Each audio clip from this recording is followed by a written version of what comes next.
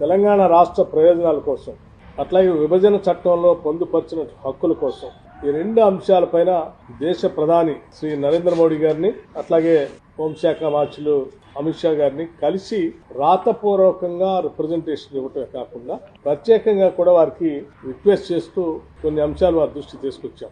వాటిలో ప్రధానంగా తెలంగాణ రాష్ట్రానికి సంబంధించి అతిపెద్ద పబ్లిక్ సెక్టర్ అండర్టేకింగ్ గా ఉన్నటువంటి సింగరేణి కాలనీస్ సంబంధించి గోదావరి వ్యాలీ పరివాహ ప్రాంతంలో ఉన్నటువంటి కోల్ బ్లాక్స్ అన్నింటినీ కూడా ఆక్షన్ లేకుండా సింగరేణి పబ్లిక్ సెక్టర్ అండర్టేకింగ్ కి కేటాయించవలసిందిగా వారిని ప్రత్యేకంగా కోరాం.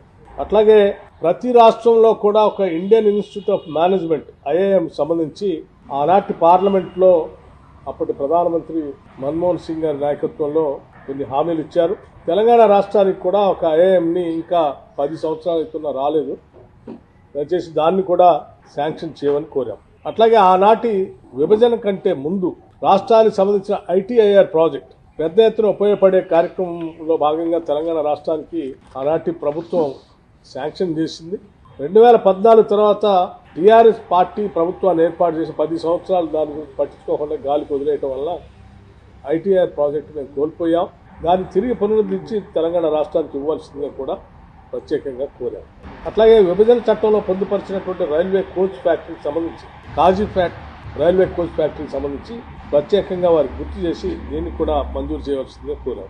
అతి ముఖ్యమైనటువంటి అంశం, దేశంలోనే డిఫెన్స్ రంగంలో కానీ స్ట్రాటజిక్ గా కానీ అనువైన ప్రాంతంగా ఉన్నటువంటి తెలంగాణ రాష్ట్రంలో అనేక డిఫెన్స్ సంబంధించిన పబ్లిక్ సెక్టర్ సంబంధించిన పరిశ్రమలు ఉన్నాయి. వాటన్నిటినీ ఎకోసిస్టమ్ కూడా బాగుంది కాబట్టి మాకున్నటువంటి వాతావరణం కానీ హ్యూమన్ రిసోర్సెస్ కానీ అందుబాటులో ఉన్నాయి కాబట్టి సెమీ కండక్టర్ మిషన్ని తెలంగాణ ప్రాంతంలో చిప్ మ్యానుఫ్యాక్చరింగ్ కోసం ప్రత్యేకంగా పరిగణించి సహాయపడవలసిందిగా ఏర్పాటు చేయడానికి సహకరించవలసిందిగా వారిని కోరాం.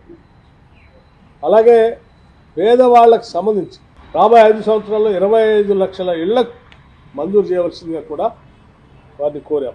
అట్లాగే రాష్ట్రానికి సంబంధించి పెండింగ్ ఉన్నటువంటి గ్రాంట్స్ ఏదైతే ఉన్నాయో వాటిని కూడా రిలీజ్ చేయమని అడిగాం. దాదాపు 1,800 కోట్ల రూపాయలు 2019-20 నుంచి పెండింగ్ ఉన్నాయి, అవి కూడా కావాలని అడిగాం. అలాగే వాటితో పాటు ఇంకా కొన్ని ముఖ్యమైనటువంటి అంశాలు కూడా, నవోదయ స్కూల్ సంబంధించి ప్రతి జిల్లాకి ఒక నవోదయ స్కూల్ కావాలని అడిగాం.